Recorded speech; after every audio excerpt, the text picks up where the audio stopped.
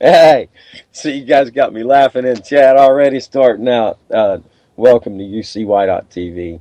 You got propaganda panel here, Vince Easley filling in for Drew Lim on Off Grid Journey right here, like I said, UCY.TV.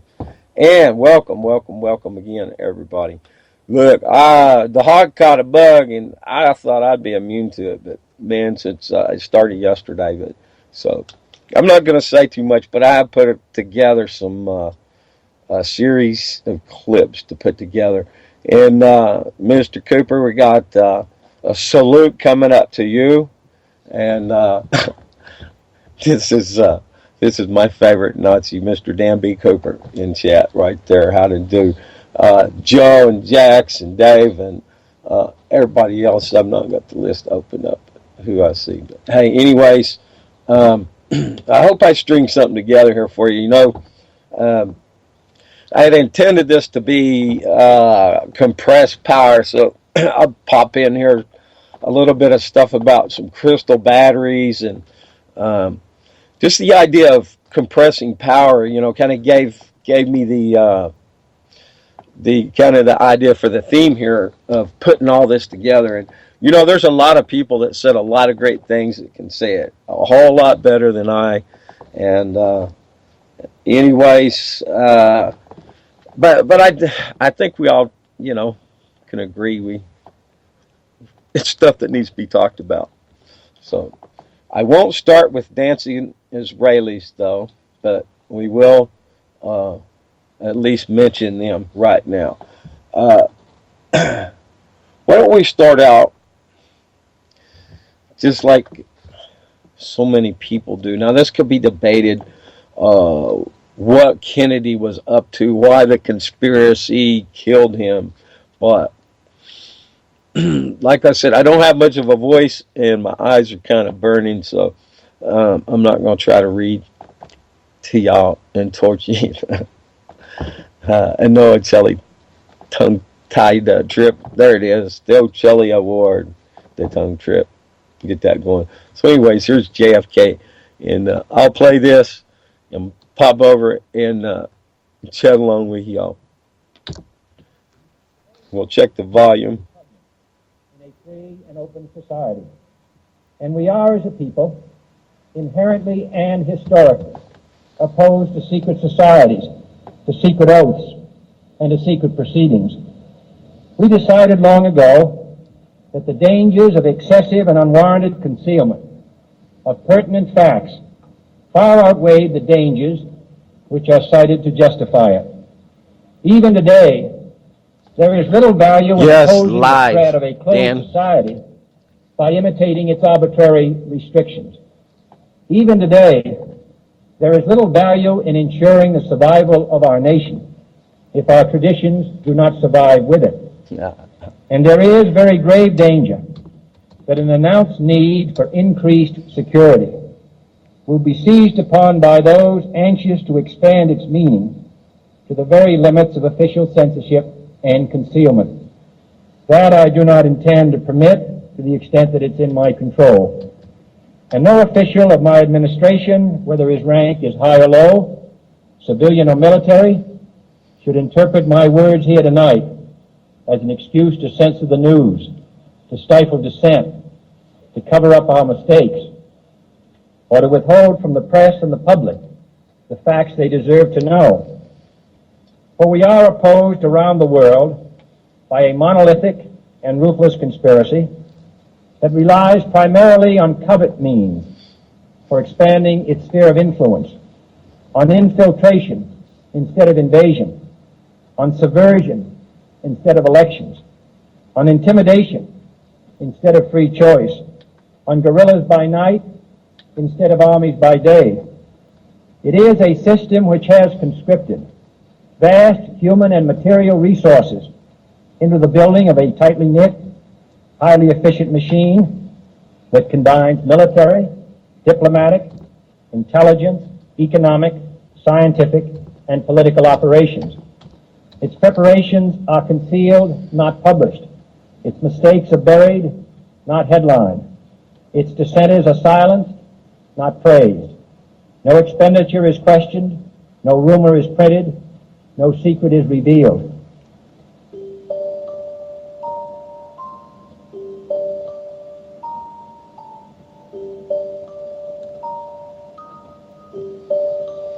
Tonight, as our troops begin to come home, let us recognize that the hard work of freedom still calls us forward.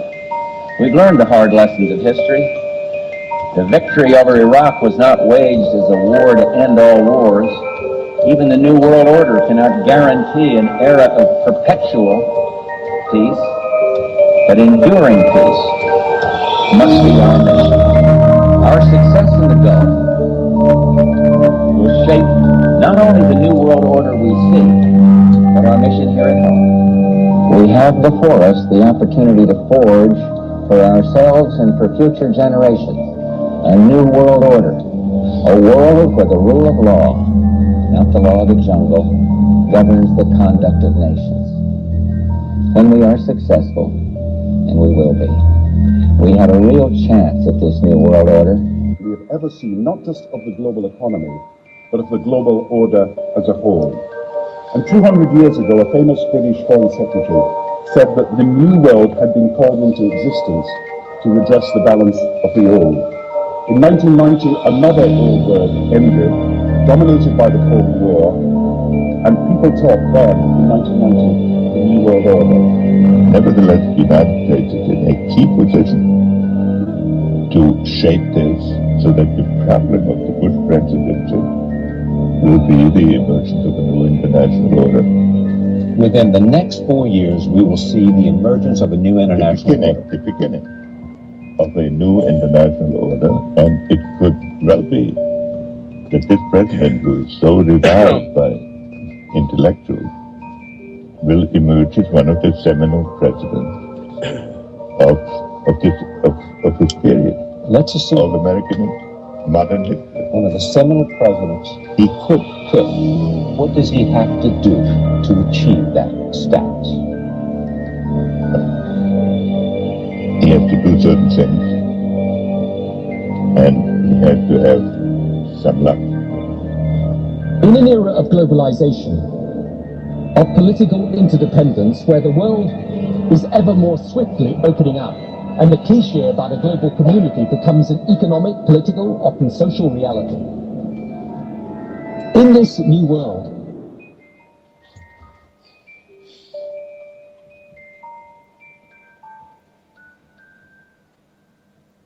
Well, isn't that pretty? Mr. Dan B. Cooper, this is for you.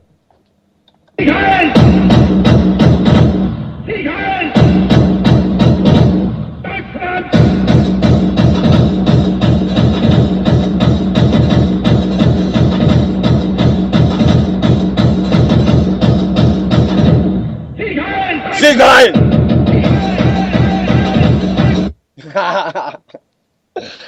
That's fun. That's pretty good. Pretty good stuff there. But really, what's the comparison of power? Okay, so we're compressing power, right? The power structure today. What's the difference between Nazi Germany and the United States today? What does it look like where we're headed in a police state, doesn't it?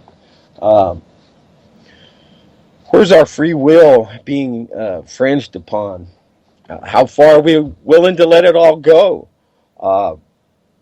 Yesterday, I played the clip where PM Beers recorded our encounter out there. So a few people have some different ideas of what happened at the Bundy Ranch, but it was the very beginning, right after and during when all that happened, and afterwards people showed up.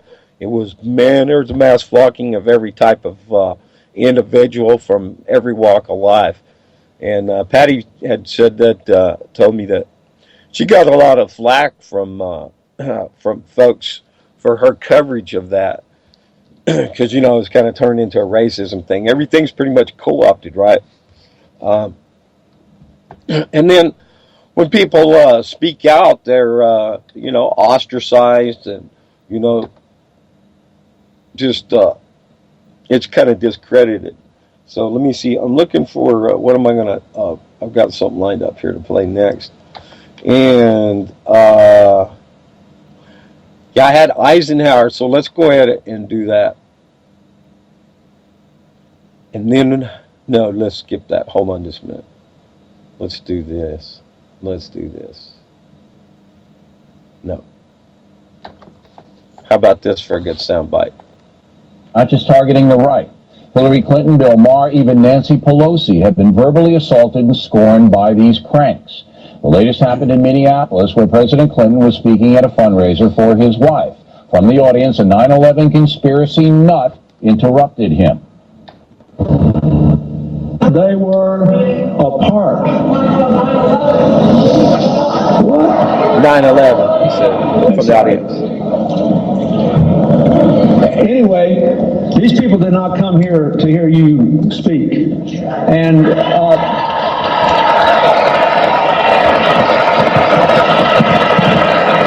but it's all right.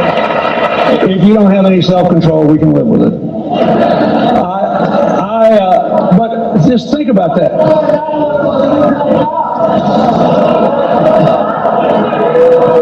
An inside job. An inside job? How dare you? How dare you? How dare you? Well, the reason a guy dares, sir, is that nothing will happen to him, and he'll get the attention he wants. As talking. Yeah, so wait a minute. Targeting the right. Listen to this Clinton, Bill again. Maher, even Nancy Pelosi have been verbally assaulted and scorned by these cranks. The latest happened in Minneapolis, where President Clinton was speaking at a fundraiser for his wife. From the audience, a 9/11 conspiracy nut. Nut! Right? We're nuts. Everybody's nuts that has to question other than the narrative from the mainstream. Now, I'm going to go ahead and run Eisenhower and the military-industrial complex speech on that. You can see how it all ties together. So like I said, there's a lot of people that have said so much that you know, let's just kind of put it together.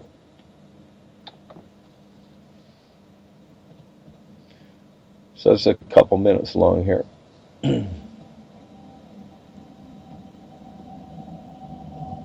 Ladies and gentlemen, the President of the United States. Good evening, my fellow Americans. We now stand 10 years past the midpoint of a century that has witnessed 4 major wars among great nations.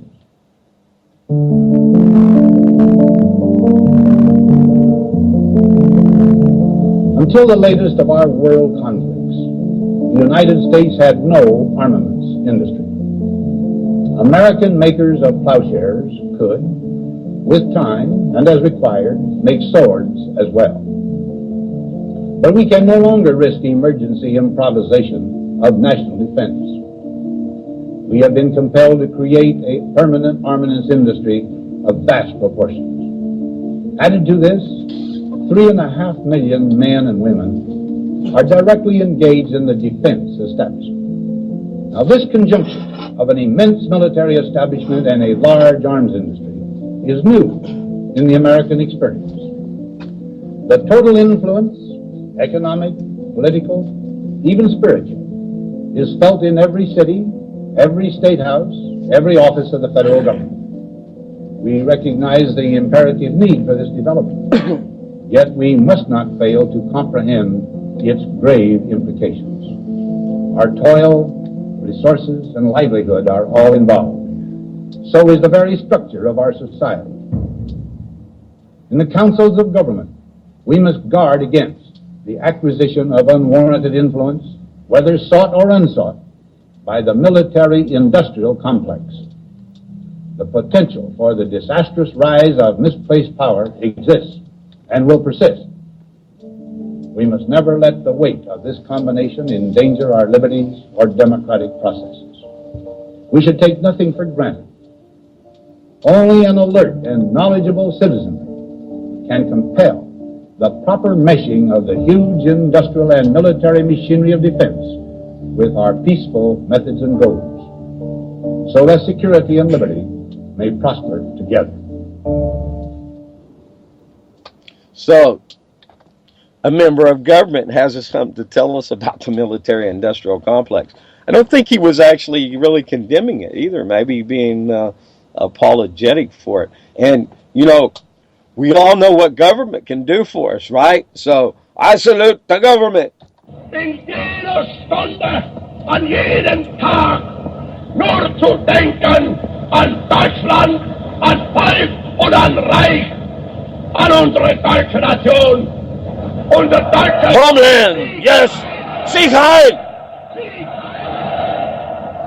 Heil!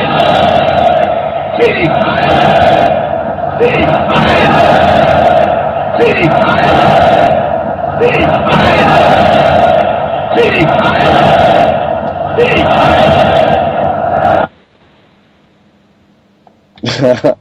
There you go. Those are words of governance right there to live by. And maybe Mr. Cooper will translate those for us. What did he actually say there, Coop? Drop it in the chat and let's hear it. So. Where was I at? Yeah, that. No. I got it. Hold on. Just a moment, please.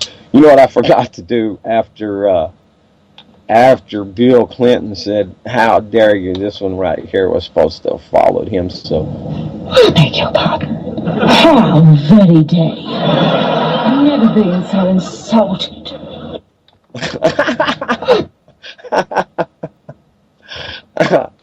That's pretty funny. Oh, wait a minute. Okay, now let me get on here and find Tricky Dicky. Tricky Dicky, he's definitely. Well, he was with the Eisenhower too, right? Where are you at? Come here. Well, I put it in here somewhere, and I just gotta find it in a moment. Oh, I might have did a little differently here. Yeah, I did. We'll go ahead and go with what I got here. This is the Nixon-Obama debate, or am I a crook or a dictator? So I was looking for the wrong one. All right, so here goes that. And before we roll, it is 4:20 somewhere over the Atlantic Ocean, and the 420 report from the Buzz Beaver reminds you that hemp and cannabis can save the world. So thank you. And here we go. I want to say this to the television audience. I made my mistakes, but in all of my years of public life, I have never profited from public service. I've earned every cent. And in all of my years of public life, I have never obstructed justice. And I think, too, that I can say that in my years of public life, that I welcome this kind of examination, because people have got to know whether or not their president's a crook. Well, I'm not a crook. I've earned everything I've got. President? Yes, sir. To your question, what could you do? First of all, couldn't you just have them down here and refuse to let them leave the room until you have a deal?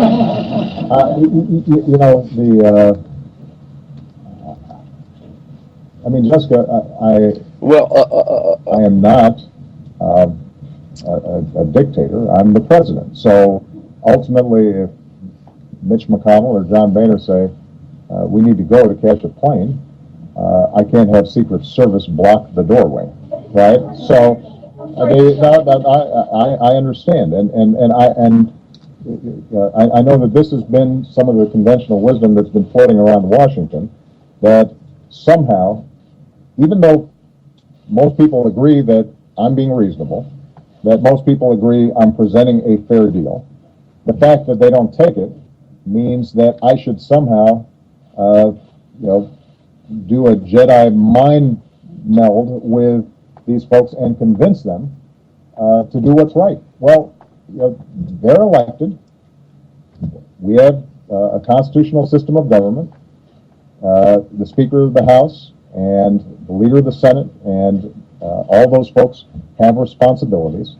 What I can do is I can make the best possible case for why we need to do the right thing. I can speak to the American people about the consequences of the decisions that Congress is making or the lack of decision making by Congress. But ultimately, it's a choice they make. And this idea that somehow there's a secret formula or secret sauce to get Speaker Boehner or Mitch McConnell to say, you know what, Mr. President, you're right. We should close some tax loopholes for the well-off and well-connected in exchange for some serious entitlement reform and spending cuts of programs we don't need.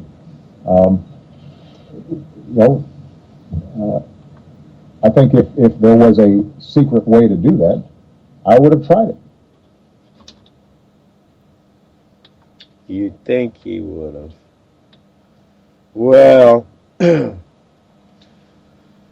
knows about that? We can believe the government, right? I have never obstructed justice. Never. And I think, too, that I can say that in my years of public life, that I welcome this kind of examination, because people have got to know whether or not their president is a crook. Well, I'm not a crook. I've earned everything I've got. Everything. Everything. Right? Let's hear him say it again. I'm not a crook. I want to say this to the television audience. I made my mistakes. But in all of my years of public life, I have never profited from public service. I've earned every cent. And in all of my years of public life, I have never obstructed justice. And I think, too, that I can say that in my years of public life, that I welcome this kind of examination, because people have got to know whether or not their president is a crook. Well, I'm not a crook. I've earned everything I've got. President? Yes. And that's a little bit of free propaganda. Subscribe on YouTube. Hey, I like propaganda, don't you? Absolutely. Okay. So, where do you go with all that, you know? Who can you believe? Right? Well, I got a couple of ones here, but I hate to play them too early. But maybe I won't be. Let's see. Nathan Frazier here on Sunday nights, coming up a little later today, this evening. This is something from him I really like, and I also want to play some Larkin Rose. So, oh wait. Hold on. Here you go. Coming up here in about 35 minutes, simulcasting on UCY.tv. But you can go fast behind the woodshed with Hal Anthony, Sundays at 2 p.m. Oh, Sundays right here at 3 p.m. Eastern Time. All right, Mr. Hal Anthony. Shout out over there at Real Liberty Media. And a shout out to WorldTruth.org, reminding you, if you are on Facebook or other social media sites, make a migration to WorldTruth.org. No censors, no tracking, and none of that kind of stuff. Okay, now where was I going to go from there? Beg your pardon. How very dare you? Never been so insulted. I have no idea who that is, but it's really funny. I did play that. And are you still listening, Coop? Are you still listening?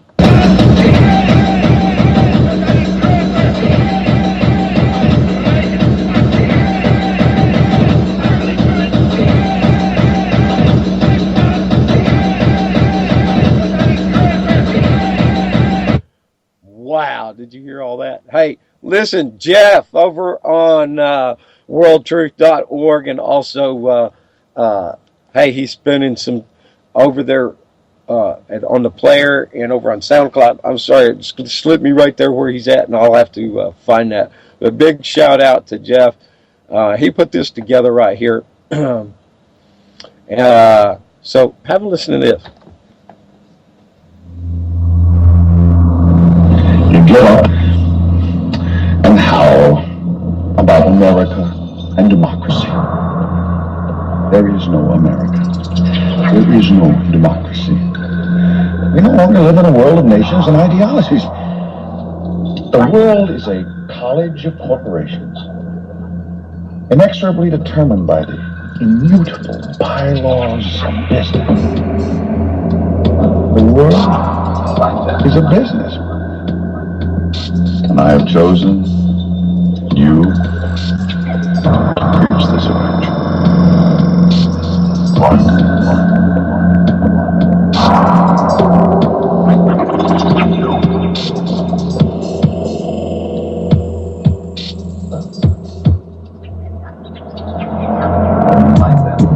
I'm sorry. I don't want to be a leader. That's not my business. I don't want to rule or conquer anyone. I should like to help everyone if possible. Jew, Gentile, black man, white.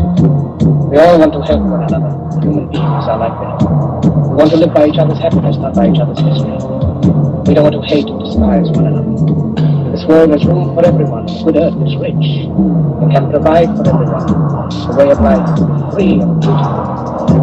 We have lost the way. Greed has poisoned men's souls, has barricaded the world with hate, has goose-stepped us into misery and bloodshed. We have developed speed, we have shut ourselves in.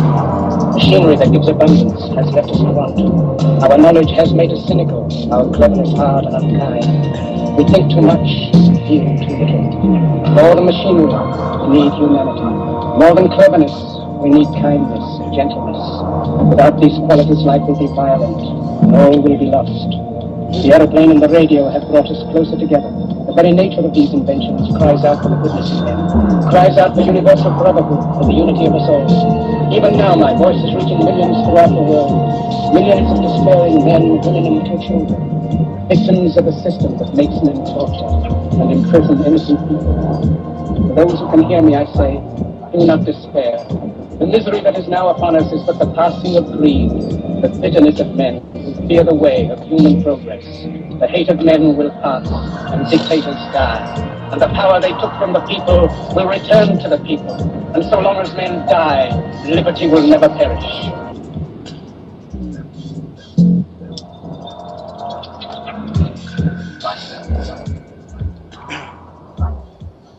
Hey, thanks, Jeff. That's pretty cool, man. Put that together. pretty cool. Excuse me. Hey, this comes from Nathan. Here we go. This is comparing The Hobbit, the Lord of the Rings, and anarchism. And Nathan, like I said, comes up a little later tonight. So here that goes.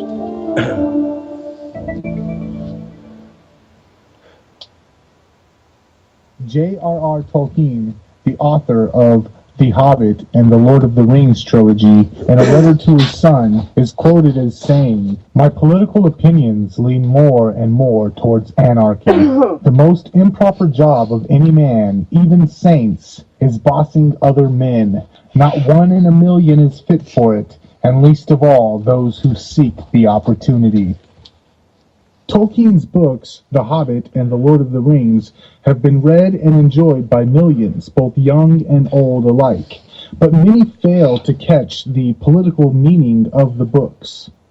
This video is to explore the message of anarchy that is interwoven in the story, The Lord of the Rings. First, let's take a look at the Shire, the home of the hobbits, the main characters and anti-heroes of the books Lord of the Rings and The Hobbit. The Shire, for the most part, is a voluntary society, with the only exceptions being the mayor and the watch. The mayor's main duty is to be the postmaster, while the main duty of the watch is to protect the Shire from the occasional beast that may try to wander in from the outside. There is no outward authority in the Shire. All families of the Shire are authorities to themselves. The only rules that they live by are basically the rules of non-aggression, very similar to the voluntarists' non-aggression principle. There is no formal court system in the Shire. There are no criminal courts in the Shire. There are lawyers, but the lawyers' duties consist mainly of writing wills and other such matters. The Shire is not a utopia, but there is nothing in the Shire that resembles anything remotely close to a state. To contrast the peaceful anarchy of the Shire, Lord of the Rings also has Mordor, the dwelling place of Sauron. Sauron is the main antagonist in the world of Middle-earth. He serves as Tolkien's representation of authoritarianism and creates the Rings of Power to seduce the elves into his service. The Rings of Power grant whoever wears them with unnatural powers. The one ring to rule them all, the ring that Sauron reserved for himself, gave him power over all the other rings. The rings can be viewed as an analogy for the power of the state, the many rings being like small local governments, and the one ring being like an all-powerful authoritarian government. The rings, especially the one ring, are more like the state than just the fact that they grant the wearer of the ring with ungodly power over other men. But that is definitely where all the similarities stem from. The ring, just like the state, gives the possessor unnatural power over other men. This ring, just like the state, was created for one reason and one reason only, to control and dominate others. The power of the ring, much like the power of the state, is constantly sought after by those who would abuse that power. Once the ring is discovered to be in the Shire, Gandalf entrusts Frodo to hold the ring upon his journey. Frodo is chosen because he is simple and good-hearted. Gandalf explains that without those qualities, any other bearer would be quickly corrupted by the power of the ring. Along their journey, the Fellowship of the Ring comes across a creature known as Sméagol, or the Golem. The Golem is a sickly and twisted-looking creature that is obsessed with attaining the One Ring, which he calls his precious. It is explained that Sméagol, the Golem, was once a hobbit who came across the ring and through the corruption of the ring was transformed into the hideous creature, the Golem. Through this explanation, it is revealed that while possessing the ring may give you power to be more than what you are, that power also transforms you into something less than what you are. What's more, the power of the ring becomes addictive, much like the power of the state. The analogy of the power of the ring shows us the inherent danger that resides in the power of the state. People believe that the power of the state is necessary and that it is safe as long as good-hearted people possess that power. But just like the power of the ring, when good-hearted people possess the power of the state, it turns them into something else. It turns them into something that they would not be proud of, and the power becomes addictive. And much like the power of the ring, the power of the state is often sought out only by those who would use it to abuse their fellow man, to conquer, to dominate, to control their fellow man. The power of the state, when possessed by a good man, will change that good man and turn him evil. The power of the state, when not possessed by a good man, will constantly be sought after by evil men. Thus, Gandalf does the only thing logical with the power of the ring, which is the only thing logical to do with the power of the state. Gandalf knows the only way that Middle-earth can have peace is to destroy the power of the ring, to destroy the ring itself. Much like the power of the state when it comes to regular Earth, the only way we will have peace on Earth is to destroy the power of the state, to destroy the state. For if men cannot be trusted to govern themselves, how then can they be trusted to govern over other men? How indeed, huh? Hey, tell you what, let me drop this off for you. Over 13,000 views on that, and about a few hundred thumbs up. So, hey, do Nathan a favor and let's help drive a little traffic if it helps for a thumbs up over there. I don't know if he's getting any monetary compensation, but a thumbs up's always appreciated. So Live Free FM. So y'all, what about this power? Compressing power, kind of the theme. A lot of people are like, well, if only everybody would see things my way. You know, everybody thinks they've got it figured out. Not everybody, but some people do. A lot of people kind of do. We all have our beliefs, right? And sometimes those beliefs lock us in. So I think it's important to take a good examination, right, of perhaps the possibilities. So that brings in, our free will, and I think that sometimes, it may be a good idea to, I don't even know what you call it, just form associations. I'm not trying to say go start a club or something like that, but if there's something that you can do positive, that's what it is about, getting together and trying to make things happen, right? So I'm not going to knock anybody, even though some things other people do I may not agree with, but still, if there's a positive in it, we gotta maybe see that, right? Hey, Dusty made it. How you doing? Let me see here. Larkin Rose, I'm gonna let him run for almost about 10 minutes here, and I saw him out there in Vegas, and he's a great guy. Just an everyday guy, man. Nothing spectacular, outlandish about this guy, but just a guy that came from society and was attacked by government and put in prison and stuff. And if you do not comply, you will die. You can put your hands up all you want to, pull your pants up, whatever. It ain't going to help you. If you do not comply, you will die. So let's listen to Larkin Rose here. I'm going to start with my usual disclaimer. A lot of people, when they put together a talk or an event, they start with the question, what can I say that people will like and will like to hear and can agree with and go rah, rah, rah. I do the exact opposite. I think, what can I say that will make people slightly uncomfortable and mess with their paradigms enough that they kind of feel a little bit like questioning everything. And there are lots and lots of things that most or all of us in this room could go rah, rah, rah about and agree, yay, freedom's good, and, come up with a list of 8,000 things about the government that totally suck. But as fun as it may be to be among like-minded people and say the same things and agree and say, yay, we're right, everybody else is wrong, we don't really learn anything from that. We only learn when we're up against a different opinion. So I'm intentionally going to try to push the comfort zone. And I do this no matter who I'm talking to. I'm going to try to find out the general attitude of the group and what they believe and what they care about, and then mess with their heads a little bit. And if you decide I'm wrong, the worst case scenario is you get better at arguing your position against me. But I'm going to skip all the zillions of things that we could easily agree about and go right to things that make people uncomfortable.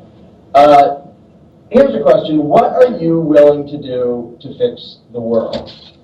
We have a nice list of it up here. I can tell you what most people are willing to do to fix the world. Most people are willing to point at somebody else and say, your belief system is stupid, and what you advocate is destructive and immoral, and you're ruining the world. That's pretty much what most people in the world ever do to try to fix the world. Now, I'm not against that. I do a whole lot of that myself, telling other people how their belief systems are bogus and destructive. However, if that's all anybody ever does, including whoever really is the problem, nothing gets fixed. So it's very important, however right we know we are, to regularly take a time out and re-examine our own assumptions and our own paradigms and our own belief systems to make sure that we are not accidentally getting something wrong. I'm going to suddenly fly into a tangent here.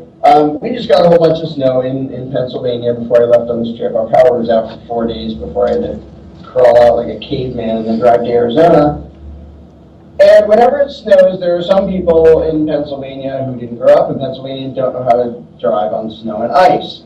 And there's a particular road near where I live where everybody always flies into the ditch who doesn't know how to drive on ice. And my friend and I would, years ago, we would wait there knowing people are going to drive into that ditch, because they always do.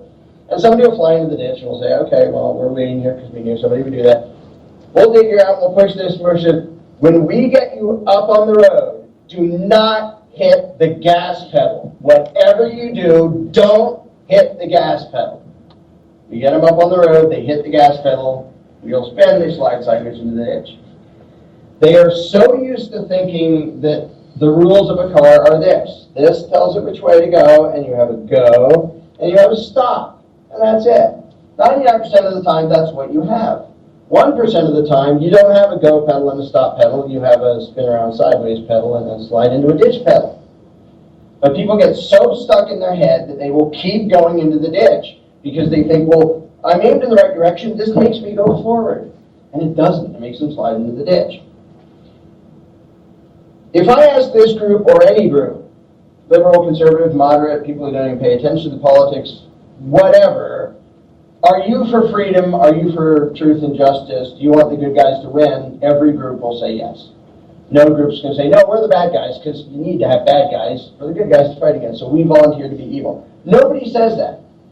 If you asked a group of actual terrorists, they would say, we are fighting for truth and justice. Because everybody inside their own head thinks that they're the good guy. Now, if everybody is the good guy and has good intentions, why do we have the results we have? If you go out in the street and say, the U.S. government as it is now, is this what you wanted? Nobody will say yes. They may say, well, I kind of like this, it's not done that well, but I really don't like that. Well, why is it that you can't find anybody who wanted what we have now? They might want pieces of it and wish those pieces were different and complain about other pieces. It's because they're all drivers in the snow and don't really know how reality works. The person who drives into the ditch, he's not stupid. He's not evil. He's not trying to drive into the ditch. He's trying to drive up the road. And all the people who have worked and tried and campaigned and petitioned and done everything they could, every form of activism you can imagine, and driven the car of the nation into the ditch of tyranny over and over and over again, they didn't want it to go there. The Democrats don't want it there. The Republicans don't want it there. Moderates don't want it there. Libertarians don't want it there. Constitutionalists don't want it there. Nobody wants it there, but it goes there every time. If you look at a chart of government power, whether you measure it by spending or employees, or since before there was a constitution, there were very well-meaning groups trying to fight for liberty. And the entire time, government power increased and liberty went down. And every once in a while there was a temporary bump, but the pattern always continues. So why do we keep sliding into the ditch? It isn't because we're evil. It's not because we're trying to have what we have. It's because human beings in general do not understand the physics of politics. Just like drivers who don't know how to drive in the snow don't get that the stop and go pedals don't do that when you're on ice. So the talks I did across the country, and then the one I did in Arizona, and then the little groups along the way, my overall theme for this trip has been forgetting the lie. And my main point is this. So many people talk as if we need some intricate solution. And if you listen to CNN or the evening news, you'll hear these talking heads babbling on using the biggest words they can find to try to sound very learned and stuff, which gives the impression to everybody watching, wow, these solutions, these problems are so twisted and convoluted that obviously the solutions are going to have to come from some real geniuses who are really creative and understand all this, really well informed. That is not anywhere near true. What it will take to fix society is not learning something new. I mean, I'm all for learning new stuff. But the majority of problems facing humanity can be solved by learning nothing new. Having human race have no more morality than it has now, no more education than it has now, no more intelligence than it has now, but by forgetting one lie. And one of the best illustrations I have of that is I did a few events called Escaping the Myth. And it went through a whole bunch of things, and I would have different people from different backgrounds and different belief systems. And tonight, since we have 2 days to do this, I want to cover a couple things, a couple little mental exercises that I did in those groups. One was, and I'll have you imagine it, though we don't have time to do the full version. Imagine that the people in this room were on a plane and it crashed into a big island. We're all there is. Now there are mountains and there are trees and there's freshwater streams, so we don't all die of thirst in the first 2 days. But we're it. We are the entire world. We have to figure out how to live and what to do and how to get along. And so the first few questions are, well, who thinks it would be a good idea for everyone to scatter, every man for himself? And I've yet to have anybody who thinks that's a good idea in any group of any, religious or political belief. They understand that no, people are a social creature and we work better when we organize and cooperate. Now there may be some people who are good enough at something that they don't need somebody's help for. But in general, we don't all just scatter for the hills. So, people don't want that. Number 2, and for this I have to make up another person on the island because I've never had anyone in the audience dumb enough to advocate this themselves. So I'm going to make up this fictional guy who says, well, here we are in this tough situation. I propose that we start by putting me in charge. I get to tell you all what to do, and I get to hurt anybody who disobeys me. So, Larken Rose, he really has a lot of good stuff to talk about. And if you don't know who he is, take a look for him. Of course, what powers this structure, this fake government, it's not even real for what it's supposed to stand for. It's to control the corporatocracy, right? And what is the real power for doing that? The fuel that makes all that move is this fake money, right? So here's 3 minutes of the Federal Reserve explained. Okay.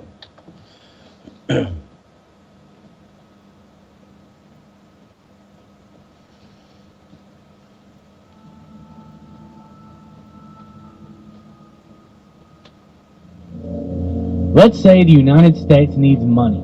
Instead of issuing their own United States notes backed by their own credit, they issue treasury bonds. They then sell these bonds to the Federal Reserve, which buys them with money they created out of thin air. The money that the Fed created then goes to the U.S. The U.S. then pays interest on the money that the Fed lent to the Treasury.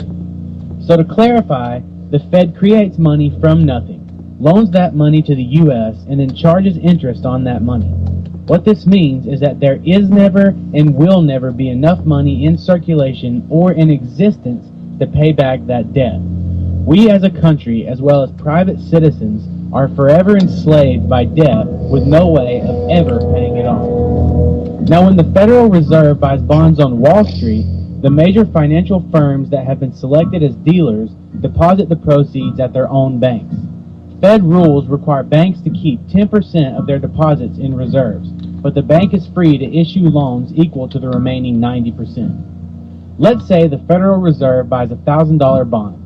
After putting away 10% into their reserves, they are then able to loan out 90%, or $900. Since the original $1,000 is still on deposit, the $900 in loan proceeds is more new money created out of nothing. A total of $1,900 of new money is now available in the economy. Now the person that took the $900 loan spends that money. The payee then deposits the $900 into their bank account, and once again, reserves and deposits increase. This process goes on until that original $1,000 bond, which was created from nothing, becomes $10,000, making this one full-fledged debt machine while also devaluing the dollar. The more money that is out in the economy, the more the value decreases. There's no wonder that since the implementation of the Federal Reserve in 1913, the dollar has lost over 95% of its value. The U.S. dollar will eventually be destroyed due to an overwhelming financial crisis, and a globalist-run monetary authority will come along to save the day. And much like the Fed pretends that its goal is to prevent another Great Depression, the global currency will pledge to prevent another financial crisis, thus putting more power into the hands of a few and enslaving humanity that much more. Recruiting high descent, that's the way of the U.S. government. I mean, just like Yeehaw! Franklin said, if you sacrifice your liberty for security, then you're a patriot. Pretty much. Something like that. Yeah. No, we never will. All right, wasn't that good? Okay. Thanks, Cooper. Thanks for translating that. And let's go back and read it. In every hour, in every day, just you think of Germany and German Empire and nation and the German people. Sieg Heil! Right? Think of the homeland. Think of America. Let's build that wall even bigger. We'll keep them fence jumpers out. Yeah, by golly. All the time fencing ourselves in. Right? So, some of the really, I mean, there's so much in conspiracy theories that are facts, you know, that can all be tied together. All these political families and people of power that go back for generations, right? Now,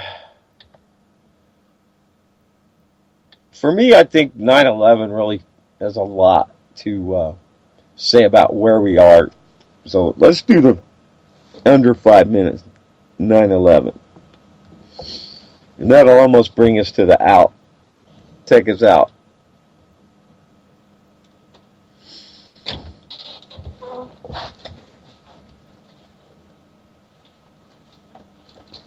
On the morning of September 11, 2001, 19 men armed with box cutters, directed by a man on dialysis in a cave fortress halfway around the world using a satellite phone and a laptop, directed the most sophisticated penetration of the most heavily defended airspace in the world, overpowering the passengers and the military combat-trained pilots on 4 commercial aircraft before flying those planes wildly off course for over an hour without being molested by a single fighter interceptor.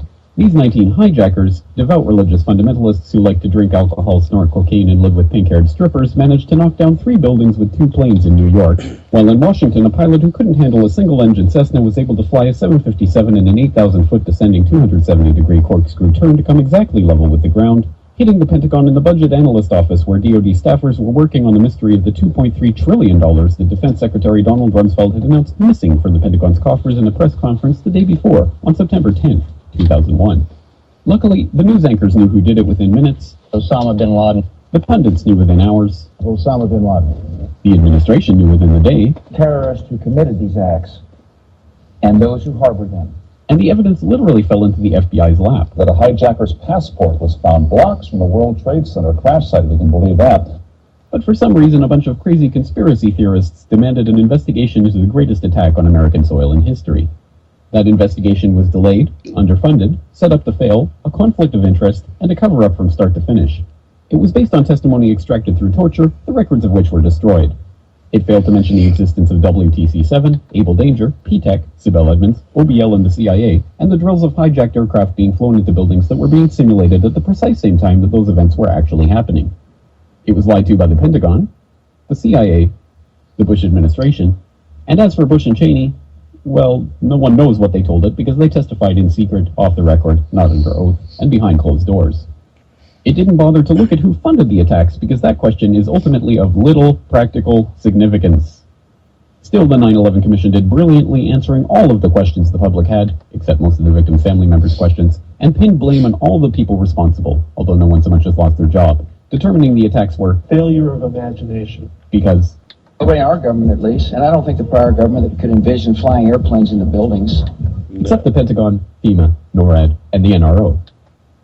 The DIA destroyed 2.5 terabytes of data on Able Danger, but that's okay because it probably wasn't important. The SEC destroyed their records on the investigation into the insider trading before the attacks, but that's okay because destroying the records of the largest investigation in SEC history is just part of routine record keeping. NIST has classified the data that they used for their model of WTC-7's collapse, but that's okay because knowing how they made their model of the collapse would jeopardize public safety.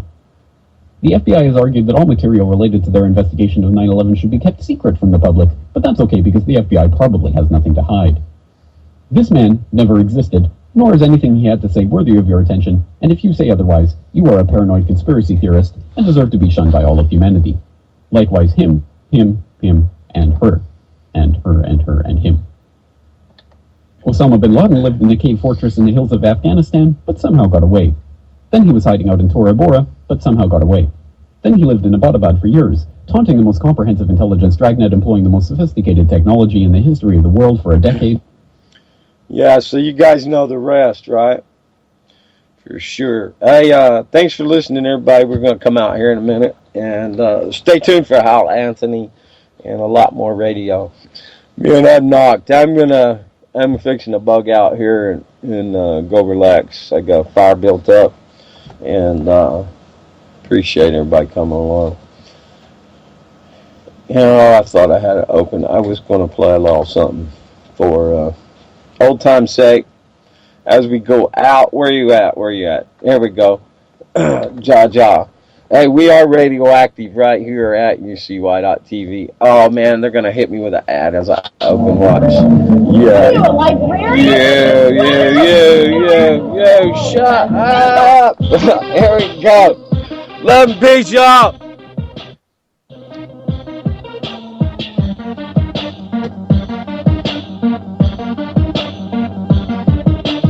Democrats, Republicans, your information's jumbling. The USA is crumbling. Y'all sit back, dumb as shit.